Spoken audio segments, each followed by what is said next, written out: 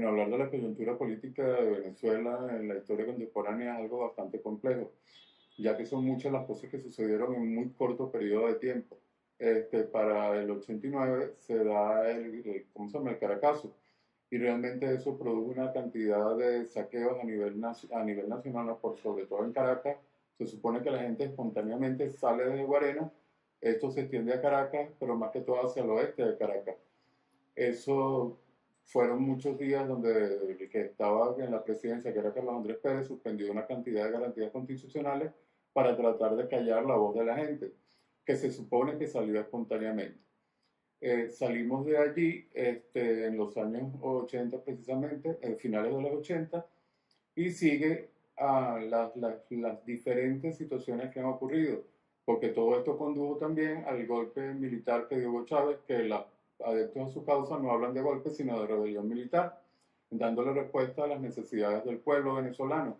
Todo eso fue afectando no solo el diario vivir del venezolano de a pie, sino todo lo que es el aparato económico de Venezuela, el aparato político, el aparato social, el aparato cultural. Y si en esos años hablamos que aparece que el primer caso de VIH diagnosticado en Venezuela fue en el año 83, si mal no recuerdo, mayo del 83, que lo diagnostica el doctor Manuel Guzmán Blanco, infectólogo, y que dio pie a que se le empezara a dar un trato digno a los pacientes. Porque si ya el VIH había aparecido, a pesar de que este es el primer caso evidenciado de que era de VIH aquí en Venezuela, ni menos cuánta gente no pasó por situaciones bien desagradables. Pero todo eso, una vez más, o en el pasado y ahorita en el presente, hizo los venezolanos personas resilientes que hemos sabido enfrentar situaciones muy difíciles y que aparece en estos momentos la sociedad civil dando respuestas, sobre todo gente que viene de la población más vulnerable, en este caso que se marcó, que fue las personas homosexuales, porque así lo dijeron los medios de comunicación social a nivel internacional y a nivel nacional. Y aquí no nos escapamos. El VIH llegó con toda su herencia de discriminación y de estigma. En lo que se dio el primer caso acá, que llegó a la luz pública, no de este primer paciente, ese paciente murió a los pocos días. Pero también hubieron casos muy famosos, como el del actor Jorge Luis Morales, que realmente sufrió un atropello por parte de la prensa y la sociedad en general, que fue tremendo. Una cosa es la libertad de expresión, pero otra cosa muy distinta, a pesar de que dicen que existe el derecho a réplica. O sea, yo puedo hablar de cualquiera, lo que me dé la gana, y después el otro puede replicar, pero ya el daño está hecho cuando tú mancillas el honor de una persona y la dignidad de una persona. Así se sumaron una cantidad de casos, hubo las cosas que ocurrían en las funerarias, que no querían enterrar ni velar a las personas, no querían velar a las personas víctimas de que no se hablaba tanto de VIH, se hablaba de SIDA crudamente, precisamente a raíz de ese bendito cáncer gay que lanzó un comunicador social que no sé el nombre ni tampoco quiero saberlo, porque eso dio pie a que muchos otros grupos que no fueran homosexuales se infectaran con VIH, y eso, en vez de ayudar a focalizar la epidemia del VIH solo en un grupo, solamente costó muchas vidas, no solo aquí en Venezuela, sino en el mundo entero. Entonces, todas esas cosas que ocurrieron dieron pie a que la sociedad civil organizada empezara a hacer algo, sobre todo los hombres homosexuales.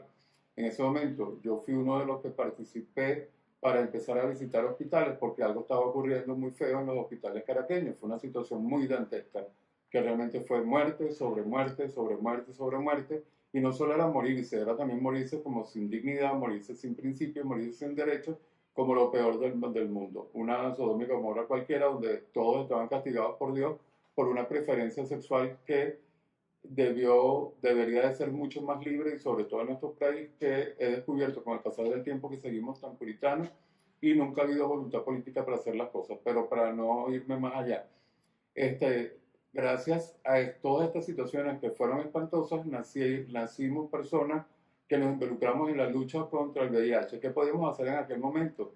Yo soy miembro fundador del programa de visitas hospitalarias en la Fundación Amigos de la Vida, una de las pioneras en el área del VIH-Sida. Me involucré desde el principio en ir, me interesaba ver qué estaba pasando con la gente que estaba muriendo, cómo estaban siendo atendidos, y el primer hospital que visité yo solo fue el Hospital Clínico Universitario, donde empezaba en el piso 8, iba recorriendo todo el hospital porque habían pacientes VIH en el servicio de neumonología, en el servicio de gastroenterología, hasta en el servicio de psiquiatría y en el propio servicio de infectología que queda en el piso 2 del hospital clínico. Y realmente En esos momentos muchos médicos o muchas enfermeras, porque nunca me gusta decir todo ni generalizar, trataban muy mal a los pacientes, no les daban el debido respeto que tiene toda persona, bueno, hasta las personas después de morir, sencillamente tienen derecho y tienen que ser tratadas con dignidad su cuerpo. Entonces me inicié en ese programa de citas hospitalarias, empecé yo solo, dentro de la fundación se hizo un programa para atender precisamente todos esos casos y se sumaron más, se fueron sumando más voluntarios hasta que llegamos a visitar una gran mayoría de hospitales en la ciudad de Caracas. Eso por decir algo, ¿no? Pero claro, también hubo que había una coordinación, porque las organizaciones que nacieron en aquel momento, cada una como que se especializó en algo distinto. Amigos de la Vida nos especializamos en la parte psicosocial.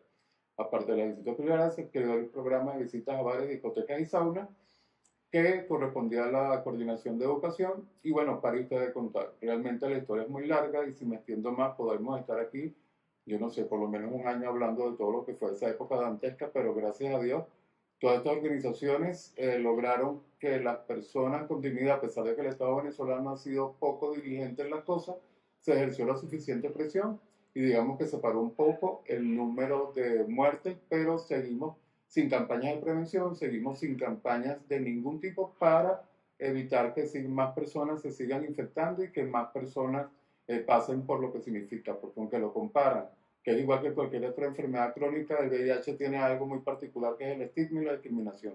Y lamentablemente a la fecha que estamos haciendo estas, cuando estoy diciendo estas palabras, sigue el estigma y sigue la discriminación. Bueno, que me llevó a mí, a Arturo Brito, a involucrarme con la lucha del VIH. Detrás de cada una acción que tenemos en la vida, siempre hay algo personal definitivamente. Mi motivación personal fue que un familiar directo, muy querido y muy amado por mí, fue una de las primeras víctimas del VIH en Venezuela. Como se ha dicho muchas veces, mucha gente, y es algo que jamás he aclarado y tampoco voy a aclarar en este momento acerca de mi estatus serológico, hay quienes dicen que sí, hay quienes dicen que no, pero realmente no me preocupa. Pero sí lo que me motivó fue eso, porque el que la gente sepa o no sepa, no va a cambiar la historia del VIH en este país. Pero esa fue la motivación principal. Por eso fue que también elegí el hospital clínico para visitarlo de primero, porque él murió en el servicio de infectología del hospital clínico. A pesar de los cuentos de la funeraria, realmente a él se le pudo, digamos, velar con dignidad. Y eso fue lo que realmente motivó en mí querer ayudar, no nada más quedarme en lágrimas, porque eso uno con llorar es bueno para drenar, pero no debe ser la meta de la vida de uno. Uno tiene que saber levantarse, superarlo y echar hacia adelante. Y realmente lo que no pude de repente hacer con él, lo pude hacer con mucha gente en los hospitales, así de plano. Porque la gente necesitaba más que medicina, compañía y solidaridad. Las medicinas son un paliativo, pero la vida no es tanto las enfermedades, sino como uno las enfrenta es lo que es realmente importante. Pero una enfermedad, vuelvo y repito, que parece un monotema, llena de tanta discriminación y estigma, es, hay que ponerse en los pies y en los zapatos del otro para saber lo que se siente y lo que padece. Y una simple mano que te dé un espaldarazo o un toque en el hombro, que te abracen fraternamente, eso ayuda más que cualquier medicamento sobre la faz de la tierra. Uno de los logros que recuerdo de mayor importancia, entre otros, de la Fundación Amigos de la Vida, es que le dio un espaldarazo a todas las personas que estaban siendo, que eran afectadas por el virus del VIH-Sida y nos llegaban a la fundación botados de sus casas, bien sean hombres casados, tíos, hermanos, sobrinos, llegaban allá sin nada. Así de plano, nosotros dentro de la fundación nos encargamos de tener un banco de drogas, un banco de ropa, un banco de alimentos y también se les buscaba cuando las personas nos llegaban no solo deprimidos, sino por todo lo que ya dije, botados de sus casas, el espacio de Amigos de la Vida se convirtió como un hogar temporal. No es que durmieran allí, porque nos encargábamos de buscarles dónde dormir, pero ahí había un grupo de apoyo dirigido por la psicóloga María Eugenia Guedes. Realmente hizo una extraordinaria labor, una mujer que merece todo el reconocimiento. Simplemente verla ya te sentías humano y digno nuevamente.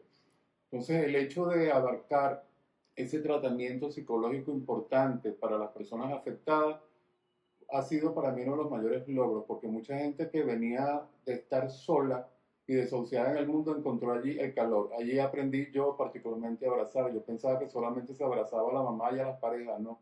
A cualquier ser humano le hace falta un abrazo, le hace falta sentirse querido y le hace falta sentirse oído. También se hizo el servicio de médico de infectología. Quien lo estuvo por mucho tiempo al frente de este servicio fue la doctora Livia Nao, maravilloso infectólogo, todavía hoy en día ella también médico mío y médico de la familia, una mujer muy humana con diagnósticos muy duros, pero que jamás se equivoca, así de sencillo. Se crearon cualquier cantidad de eventos donde para recaudar fondos, porque la mayoría de las personas que forman y crean Amigos de la Vida vienen de Resurrexis. La gente que estaba allá necesitaba algo más que una oración, entonces allí se le dio cabida a todo eso. La gente llegaba, bien sea por María Eugenia Guedes en el grupo de apoyo que era semanal, también se hicieron el servicio de infectología, también se había un servicio de primeros auxilios, cuando la gente llegaba mal, se le colocaban sueros, había todo el equipo médico, gracias a Dios se contó con un espacio bastante noble. Se empezó en Capitolio, pero luego nos mudamos a la Avenida Urdaneta, el edificio Caoma, y realmente la fundación llegó a ser una familia para muchas personas. Obvio, no para la totalidad del país, porque somos una simple ONG dentro de un universo de 24 estados, pero mucha gente realmente se benefició de esos programas. Para mí, esa parte humana fue lo más importante. Claro, a la vez que independientemente que nos unimos o nuestra fuerza fue en el área psicosocial, también nos fuimos a la parte de, que ya lo dije en la otra pregunta, de abarcar la atención de las personas en los bares de ambiente, específicamente bares, discotecas de zona, porque había que hacer algo, una cosa de atender, pero también había que tratar de prevenir a la gente con una información clara y concisa de la forma, aunque en aquellos inicios todavía no, hay muchas cosas que no estaban claras, pero sí ya se empezó a ver que el VIH no se transmitía nada más por dar la mano o por dar un beso. Y para mí de verdad hubo muchas cosas que se hicieron, pero el logro más importante es haberle dado un espacio a personas que sentían que ya no pertenecían al mundo. En aquellos años, hoy en día pareciera que es algo como que sin sentido, pero en aquellos años fue algo realmente muy importante para muchos. Repito, no abarcó a la totalidad del país, por supuesto, pero muchas personas vieron un rayo de luz con la existencia de la Fundación Amigos de la Vida. También con Alirio Aguilera, que fue el tercero o cuarto presidente de la fundación, tuve la oportunidad de trabajar muchos años con él. Fue un hombre que aprendí lo que es el respeto, lo que es la consideración, lo que es la confidencialidad, cosa que se rompe mucho. Así de plano, la verdad es que lamento mucho que ya no esté físicamente con nosotros, pero fue un hombre callado, no hablaba mucho, pero hacía un trabajo bien importante, así de plano. Y si no lo decía, no iba a estar tranquilo, porque realmente él me enseñó mucho. Yo soy uno antes de entrar a Amigos de la Vida y soy otro después que salí. Eh,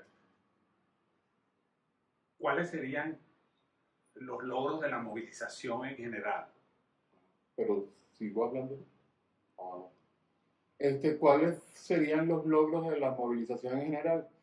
Mira, como digo, salimos también de Amigos de la Vida, se hicieron muchas campañas entregando información a la ciudadanía en general, porque, y el financiamiento en aquella época lo daban también consulados, embajadas, laboratorios farmacéuticos, pero eso fue mermando a medida que fueron pasando los años. Y ya el único, ¿cómo se llama?, benefactor que teníamos era el Ministerio de Sanidad y Asistencia Social. Por eso también cerró porque ya no dieron más presupuesto. Pero la idea era alcanzar al país, no solo que la gente llegara a nosotros, sino poder de una u otra forma llegar a una mayor cantidad de gente. Para subsistir también la fundación hizo muchos programas donde se recaudó dinero para poderlo invertir en lo que necesitaban las personas dentro de la Fundación Amigos de la Vida.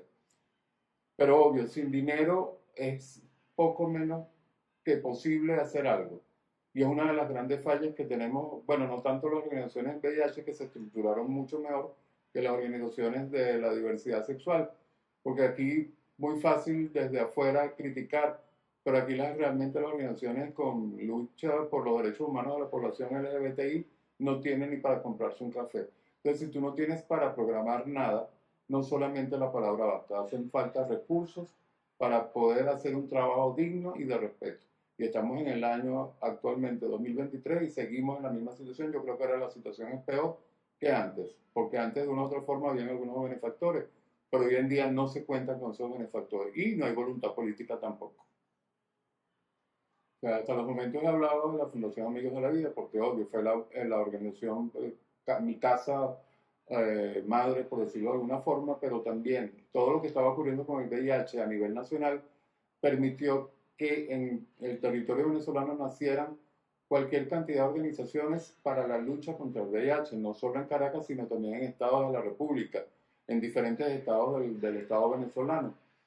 Y eso realmente fue una situación singular, porque yo creo que igual que el VIH llegó con toda esa ola de discriminación y de estigma, también logró unir a mucha gente en pro de una mejor calidad de vida para las personas afectadas, en pro de que se vinieran abajo todos los mitos construidos acerca del VIH-Sida. Organizaciones como Acción Solidaria, como Axis, como este, bueno, para ustedes contar, son muy nuevas como Mavit en el estado Aragua, como la Sociedad Will Wife en Mérida. Bueno, hay muchos nombres que se me escapan, pero en el estado Apure está, no me acuerdo cómo que se llama la organización y todavía existe, Fundapeima, creo que, es que se llama la organización del estado Apure, un sitio, uno de los estados más alejados de Venezuela, que también tiene una problemática bien fuerte. ¿Por qué las nombro todas ellas? Porque realmente el despertar de la conciencia no solo quedó en Caracas, sino con los pocos que se tenía. Por eso había mucha gente con ganas de trabajar y de que la historia cambiara, de que la historia cambiara hacia la dignidad y el respeto hacia el ser humano, muriese lo que muriese y tuviese lo que tuviese. Entonces, ese despertar de una conciencia a nivel nacional y más que todo por parte de los directivos y por parte de los quienes integraron esas fundaciones que la mayoría pertenecían a la población LGBTIQ+, dio a entender también que los homosexuales no solo somos personas que bailamos y tenemos sexo con otros hombres, sino que también buscamos cosas más importantes en la vida y que somos solidarios cuando nos toca ser solidarios. Y yo creo que mejor ejemplo que ese no hay. En dado caso, la única fractura que yo digo que puede haber habido o hubo a lo largo del tiempo es que las organizaciones en VIH solo era el VIH, las organizaciones de la diversidad sexual solo era la diversidad sexual. No sé por qué razón, ni pretendo ser un estudioso del tema, pero si hubiese habido una mayor unión entre la población LGBTI y las organizaciones como VIH como tal, yo creo que se hubiesen podido lograr muchas cosas, cosas mucho más importantes. Claro, porque mucha gente no quería vincularse con organizaciones en el trabajo en VIH, porque lamentablemente, por lo que ya he repetido hasta el cansancio, que es el estigma y la discriminación. Pero para mí lo importante es quedarse con lo que se fue capaz de construir sin tener absolutamente nada, ninguna organización.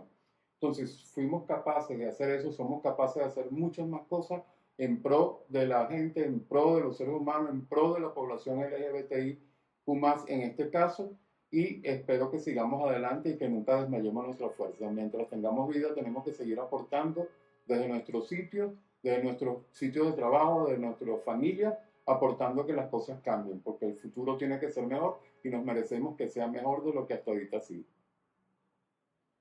Bueno, hoy en día me encuentro, aunque no estoy trabajando con una fundación en particular, estoy como activista independiente, sobre todo en el área de los derechos humanos de la población LGBTIQ+, pero en cuanto al VIH, todavía después de Amigos de la Vida, obvio que conozco mucha gente y hay gente que me llama y le doy consejería de forma particular, pero porque quiero.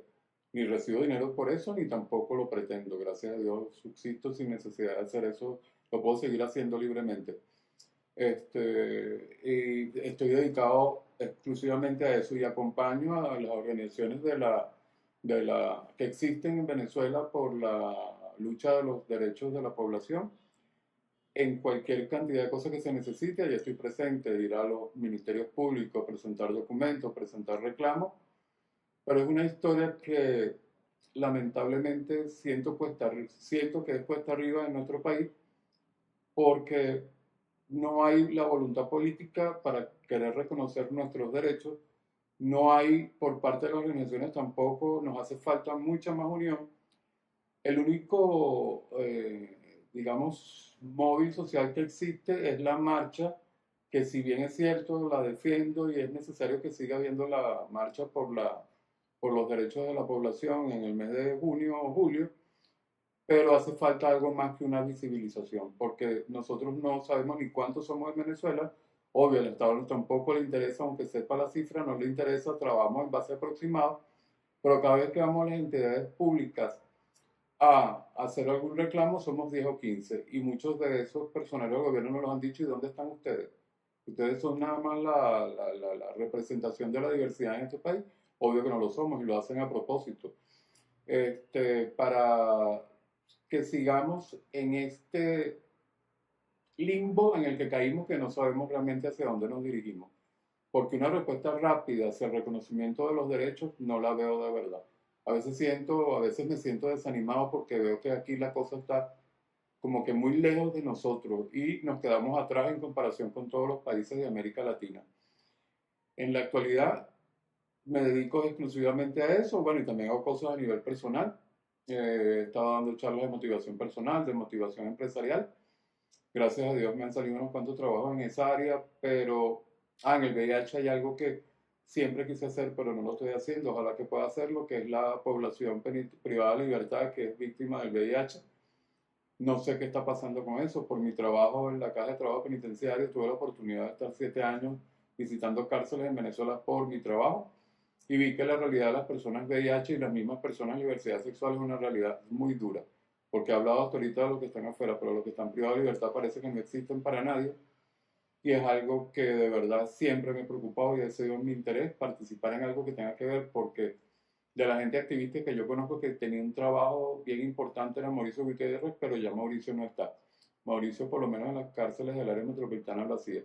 Bueno, en resumidas cuentas, lo que estoy haciendo en estos momentos es eso. Acompaño todas las iniciativas de la diversidad sexual, pero no pertenezco a ninguna organización en particular, igual que el VIH. Cualquier cosa que salga del VIH la acompañaré y siempre prestaré mi imagen y mi fuerza y mi trabajo, mis ganas de hacer cosas, pero tampoco pertenezco a ninguna organización del VIH.